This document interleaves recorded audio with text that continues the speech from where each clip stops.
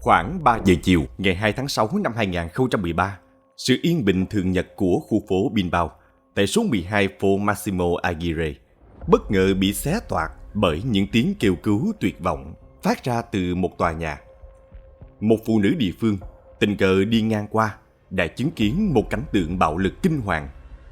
Bất chấp nỗi sợ hãi, cô lập tức gọi điện báo cảnh sát. Chỉ trong ít phút, sự tĩnh lặng bị thay thế bởi một bầu không khí căng thẳng nặng nề. Bên trong phòng tập thể hình Zenfor, một tội ác tàn khốc đã diễn ra. Có lẽ là một trong những vụ án rúng động nhất trong lịch sử thành phố xứ Basque. Khi lực lượng cảnh sát ập vào, hình ảnh đầu tiên đập vào mắt họ là một người phụ nữ đang trong tình trạng nguy kịch, nằm bên cạnh kẻ tấn công. Hắn ta dường như đang chìm đắm trong một cơn khoái lạc bệnh hoạn. Nhưng đó mới chỉ là khởi đầu. Các bạn đang theo dõi kênh Văn Tùng Siêu Kỳ Án và mình là Tấn Khoa. Hôm nay, chúng ta sẽ vạch trần bộ mặt thật của Juan Carlos Aguila, một võ sư thiếu lâm có vẻ ngoài đạo mạo, nhưng lại che giấu những bí mật đen tối. Đừng quên nhấn like và subscribe để ủng hộ kênh, cũng như không bỏ lỡ những video tiếp theo. Cảm ơn các bạn rất nhiều. Sinh năm 1965 tại Baracaldo, vùng Basque, Juan Carlos Aguila lớn lên trong một gia đình nông dân cùng 5 anh chị em. Anh trai hắn, Jose Luis, chính là người đưa hắn đến với võ thuật.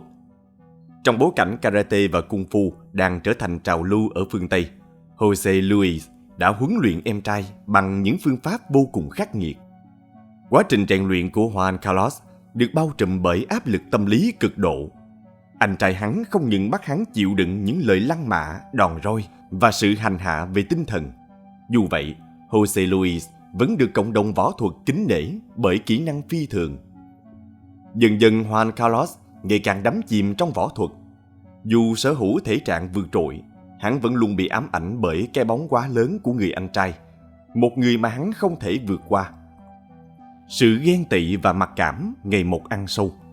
Vì vậy, khi biết tin một tu viện thiếu lâm tại Trung Quốc mở cửa đón nhận võ sinh nước ngoài, hắn quyết định lên đường. Năm 1992, Juan Carlos Aguila cùng 200 người từ khắp nơi trên thế giới đặt chân đến Trung Quốc, mang theo giấc mơ trở thành một võ tăng thiếu lâm chân chính. Tại đây, hắn được truyền thụ những bài huấn luyện cổ xưa hàng ngàn năm tuổi, nơi võ thuật kết hợp với triết lý Phật giáo, rèn luyện khả năng tự kiểm soát và tinh thần bất bạo động. Cuối cùng, chỉ 5 người có thể trụ lại sau khóa huấn luyện khắc nghiệt, và Juan Carlos là một trong số đó. Thành tích này đưa hắn trở thành võ sư thiếu lâm đầu tiên của Tây Ban Nha. Trở về nước, hắn cùng Jose Luis mở một phòng tập thể hình riêng, đặt tên là Võ Đường Đại Dương Tĩnh Lặng. Tuy nhiên, giấc mơ chung của hai anh em tan vỡ vào năm 1997 khi Jose Luis gặp một tai nạn thương tâm. Một chiếc thang máy bất ngờ gặp sự cố và rơi trúng người anh, khiến anh tử vong ngay lập tức. Juan Carlos đã chứng kiến toàn bộ thảm kịch. Nhưng thay vì suy sụp, mất mát này lại trở thành bước ngoặt định mệnh, đưa hắn vào con đường mà hắn chưa từng nghĩ tới. Khi bắt đầu theo đuổi danh vọng, hắn cố gắng thể hiện khả năng trước công chúng, nhưng những màn biểu diễn chỉ dừng lại ở những động tác nhào lộn đơn giản, khiến khán giả thất vọng và cảm thấy bị lừa dối. Tuy nhiên, sự cố này không thể dập tắt tham vọng của Aguila. Ngược lại, hắn vẫn thu hút được nhiều người tin tưởng vào những lời hứa hẹn mơ hồ. Như một giáo phái, Juan Carlos Aguila dần xây dựng một nhóm tín đồ trung thành, những người không chỉ tin vào những lời giáo huấn của hắn, mà còn sẵn sàng chấp nhận cả những sở thích kỳ quái đầy bí ẩn. Mọi chuyện cứ thế tiếp diễn, cho đến ngày định mệnh 2 tháng 6 năm 2013. Ngày 2 tháng 6 năm 2013, tại công viên Casinda Aturiza, trung tâm thành phố Bilbao, nhiều gia đình đang tận hưởng một buổi chiều Chủ nhật yên bình. Không ai ngờ rằng, chỉ cách đó khoảng 500 mét, một tội ác kinh hoàng sắp diễn ra. Veronica, một cư dân địa phương, khi đi ngang qua số 12 phố Massimo Aguirre, bỗng nghe thấy những tiếng kêu cứu thảm thiết vọng ra từ bên trong. Nhìn qua lớp cửa kính mờ, cô sững người khi chứng kiến một cảnh tượng kinh hoàng. Một phụ nữ trẻ đang bị hành hung dã man, vùng vẫy tuyệt vọng trước một gã đàn ông tàn bạo. Hắn túm chặt tóc cô từ phía sau, ghi chặt để không cho cô cơ hội phản kháng. Quá sốc trước những gì vừa chứng kiến, Veronica ngay lập tức gọi điện báo cảnh sát. Đầu dây bên kia, giọng cô run rẩy, hoảng loạn, cố gắng miêu tả lại những gì mình thấy. Nhận được tin báo khẩn cấp, cảnh sát nhanh chóng triển khai lực lượng đến hiện trường. Chỉ trong vòng 3 phút, đội tuần tra đầu tiên đã có mặt. Họ cố gắng mở cửa, nhưng phát hiện nó đã bị khóa chặt. Buộc phải sử dụng công cụ phá cửa. Cảnh sát nhanh chóng đột nhập. Căn nhà tối đen như mực. Một cầu thang hẹp dẫn xuống căn phòng nhỏ bên dưới. Tại đây, họ đối mặt với một cảnh tượng kinh hoàng. Cô gái trẻ, nạn nhân mà Veronica đã nhìn thấy, nằm bất động trên sàn. Tay chân và cổ bị trói chặt bằng dây nhựa và băng keo, khiến cô gần như không thể thở được. Bên cạnh cô, Juan Carlos Aguila, kẻ thủ ác, đang ở trong tình trạng trần truồng, mồ hôi nhễ nhại, thở dốc. Hắn chống cự yếu ớt nhưng nhanh chóng bị cảnh sát khống chế. Cô gái trẻ, may mắn vẫn còn dấu hiệu sự sống, lập tức được đưa đến bệnh viện gần nhất.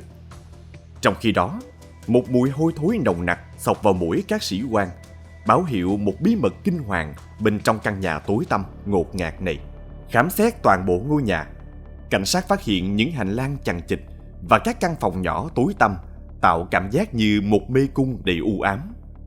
Những hung khí đáng sợ lần lượt lộ diện, dao với đủ kích cỡ, rìu, thậm chí cả máy mài. Rõ ràng, nơi đây không chỉ đơn thuần là một phòng tập thể hình. Vụ án càng trở nên phức tạp và ghê rợn hơn khi cảnh sát phát hiện một bí mật rợn người giấu trên trần giả. Thi thể con người bị chia nhỏ, nhét trong nhiều túi ni lông màu xanh. Không còn nghi ngờ gì nữa, Juan Carlos Aguila chính là một kẻ săn mồi thực sự. Khi bị bắt, Juan Carlos Aguila đang giam giữ hai nạn nhân.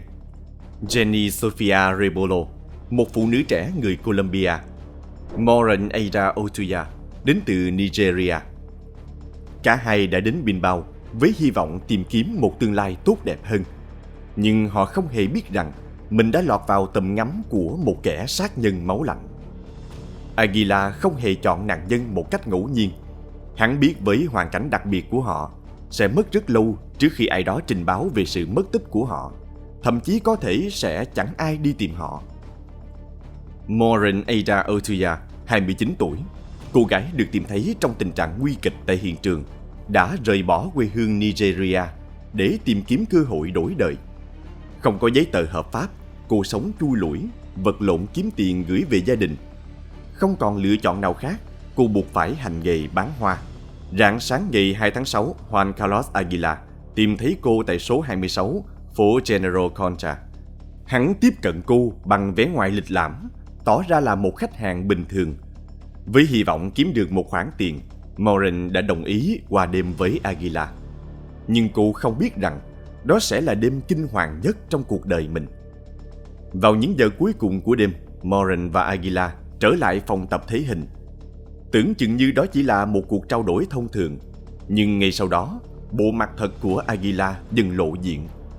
Từ một võ sư thiếu lâm với vẻ ngoài điềm tĩnh, hắn biến thành một kẻ sát nhân khát máu.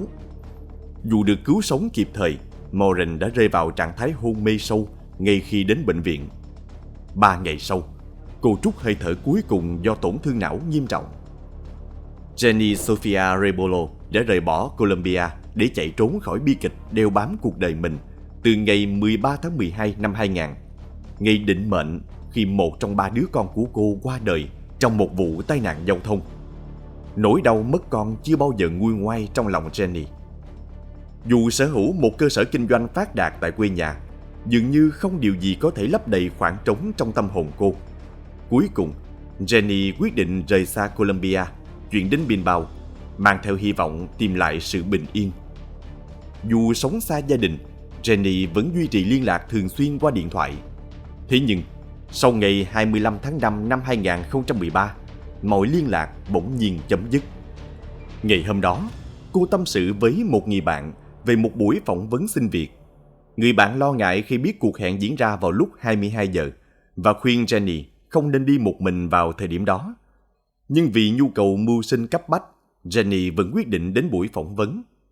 Đáng tiếc, thay vì một công việc, Aguila đã chờ sẵn cô với một kế hoạch tàn độc. Hắn lạm dụng, chụp ảnh Jenny trong quá trình hành hạ và cuối cùng ra tay sát hại cô bằng cách khiến cô ngạt thở. Sau khi sát hại Jenny, Aguila không dừng lại ở đó. Hắn dùng nhiều công cụ khác nhau để chia nạn nhân trong suốt nhiều ngày. Một số phận thi thể bị hắn phi tang xuống dòng sông chảy qua thành phố. Số còn lại được giấu kín trong phòng tập. Cuối cùng, cảnh sát phát hiện một chiếc túi chứa bộ phận cấy ghép ngực và một bàn tay trên ban công. Các nhà điều tra nhận định Aguila cố tình giấu những bộ phận này nhằm gây khó khăn cho việc nhận dạng, vì bộ phận cấy ghép có số series, còn bàn tay có thể cung cấp dấu vân tay. Những bằng chứng tại hiện trường cho thấy kẻ sát nhân hành động hoàn toàn tỉnh táo. Nếu không có tiếng kêu cứu của Moran, rất có thể số nạn nhân sẽ không dừng lại ở đó. Hắn đã hoàn toàn mất kiểm soát. Sau khi bị bắt và hiện trường được khám nghiệm kỹ lưỡng, Juan Carlos Aguila tìm cách biện minh. Hắn đổ lỗi cho một khối u não, cho rằng chính nó đã khiến hắn mất kiểm soát và hành động tàn ác. Nhưng sự thật nhanh chóng bị phơi bày. Aguila từ chối giám định tâm thần, bởi hắn biết rõ kết quả sẽ vạch trần bản chất thực sự của mình. Vị võ sư thiếu lâm được cả nước ngưỡng mộ, người từng giảng dạy về sự cân bằng nội tâm, thực chất chỉ là một kẻ tâm thần bệnh hoạn máu lạnh. Quá trình điều tra ngược dòng thời gian, từ khi Aguila trở về từ Trung Quốc năm 1994, đã hé lộ nhiều sự thật đen tối. Hắn tuyên bố đã tu luyện tại Thiếu Lâm Tự, tỉnh Hà Nam. Nhưng thực tế, 20 năm theo đuổi võ thuật của Aguila chỉ mang nặng tính thương mại hơn là yếu tố tâm linh. Sau khi thất bại trong việc mở chi nhánh Thiếu Lâm tại Berlin năm 1996, Aguila dồn toàn lực để trở thành đại diện chính thức của môn phái này tại Tây Ban Nha. Đến cuối những năm 1990, sự nghiệp kinh doanh của hắn phát triển rực rỡ. Hắn xuất hiện dày đặc trên truyền hình, báo chí và các tạp chí chuyên ngành. Cũng trong giai đoạn này, hắn đổi tên thành Juan C. Aguila và bắt đầu tự xưng là một đại sư Thiếu Lâm. Để làm rõ thân thế của Aguila, Thiếu Lâm Tự Tây Ban Nha, trung tâm duy nhất tại quốc gia này được Thiếu Lâm Tự Trung Quốc chính thức công nhận, đã lên tiếng bác bỏ danh xưng võ sư Thiếu Lâm của hắn. Sư phụ Carlos Alvarez, một bậc thầy và giảng viên tại Thiếu Lâm Tự Tây Ban Nha, khẳng định Aguila không hội tụ đủ bất kỳ yếu tố nào để trở thành một nhà sư. Ông cũng chua xót nhận xét: thật đáng buồn khi nhiều chứng chỉ từ Trung Quốc lại được cấp một cách mập mờ, thiếu minh bạch. Những cựu học viên của Aguila tiết lộ họ luôn sống trong nỗi sợ hãi tột độ suốt quá trình huấn luyện. Hắn thường xuyên hành hạ, sỉ nhục và ép buộc học viên phải phục tùng tuyệt đối. Đáng sợ hơn, một số nữ học viên tố cáo rằng họ đã bị ép tham gia các buổi thác loạn hoặc quan hệ với hắn. Tất cả đều bị ghi lại bằng hình ảnh. Cảnh sát đã thu giữ một chiếc máy ảnh tại hiện trường. Trong đó có bức ảnh rùng rợn nhất. Jenny Rebolo bị bịt mắt, tạo dáng bên cạnh thi thể của chính mình. Hắn không chỉ là một kẻ sát nhân, mà còn là một kẻ thao túng, một bậc thầy dối trá và một kẻ săn mồi thực thụ. Hắn đã lợi dụng danh xưng võ sư Thiếu Lâm trong suốt nhiều năm, che giấu bản chất thống trị bệnh hoạn và thích lạm dụng những người yếu thế hơn. Vẻ ngoài điềm tĩnh, tự chủ, giọng nói chậm rãi, thuyết phục. Tất cả chỉ là lớp mặt nạ hoàn hảo, che giấu một con quái vật tàn nhẫn và tự ái đến tận xương tủy. Ngày 17 tháng 4 năm 2015, phiên tòa xét xử Juan Carlos Aguila, kẻ được mệnh danh là võ sư Thiếu Lâm giả mạo, đã diễn ra dưới sự theo dõi sát sao của truyền thông. Hình ảnh phiên tòa được truyền hình trực tiếp, thu hút sự quan tâm của hàng triệu người trên khắp Tây Ban Nha. Đứng trước vành móng ngựa, Aguila thản nhiên thừa nhận hành vi sát hại Jenny Sofia Rebolo và Moren Eira Otuya. Gương mặt hắn vẫn lạnh lùng, không chút hối hận. Như thể những gì hắn đã làm chỉ là một chuyện nhỏ nhặt. Hắn bị tuyên phạt 38 năm tù giam, 19 năm cho mỗi nạn nhân, nhưng không bị kết tội sát hại có chủ đích. Bản án này ngay lập tức gây ra làn sóng phẫn nộ. Gia đình các nạn nhân gào khóc trong uất ức, cho rằng mức án quá nhẹ so với những gì Aguila đã gây ra. Một kẻ sát nhân máu lạnh, một kẻ thao túng, chỉ bị phạt 38 năm tù. Chuỗi dối trá của gã võ sư Thiếu Lâm giả mạo vẫn chưa dừng lại ở đó. Sự thật được phơi bày.